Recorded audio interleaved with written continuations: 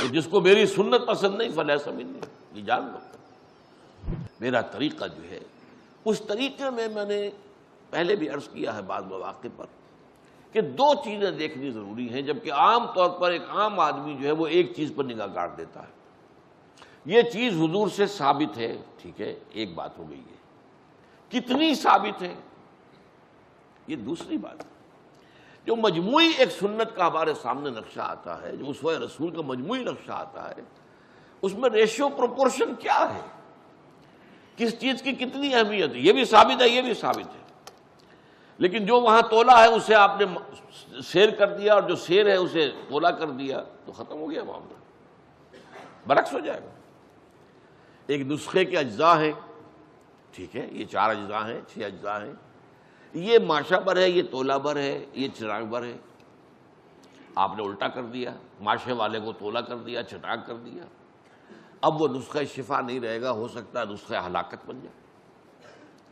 تو اس اعتبار سے غور کرنے کی ضرورت ہے۔ سنت رسول بحیثیت مجموعی، آپ کا اسوہ بحیثیت مجموعی، اور اس میں ریشو پروپورشن کیا ہے، کیا چیز اول تو ثابت ہے، ثابت نہیں ہے تب تو پھر وہ بدعت ہو جائے گی عبادات کے اندر، اور جو ثابت ہے وہ کتنی، اس کو سامنے رکھ کر پھر انسان فیصلہ کرے۔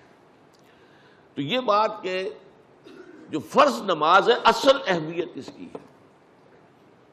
ہمارے ہاں عام طور پر مذہبی حلقوں میں، اور خاص طور پر جو ذرا متصوفانہ انداز کے رنگ کے لوگ ہوتے ہیں، وہ فرض کو تو بس ایسے ہی ادا کر لیتے ہیں جیسے بس اس کی کوئی اہمیت نہیں ہے، بلکہ بعض لوگ وہ بھی ہیں کہ جو فرض کو ترک کر دیتے ہیں، نوافل پر سارا زور ہے، صرف رات کی نماز پر زور دیا جا رہا ہے، فرض نمازوں، یہ ہم نے دیکھے ہیں ایسے لوگ، بالفعل دیکھے۔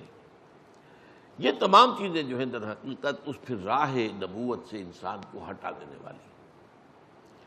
فرض کتنا فرض، نفل کتنا نفل۔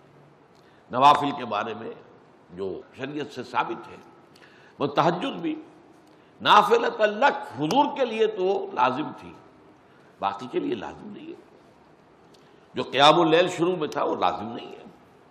ہاں رمضان مبارک میں اس کی تشویق ہے، ترغیب ہے، وہ خاص ایک مہینہ ہے، اس میں دن میں کھانا پینا جو ہے وہ حرام کیا گیا، تو رات کو 2/3 رات یا 1/3، کم سے کم 1/3 رات جاگو اللہ کے قرآن کے ساتھ، اللہ کی کتاب کے ساتھ۔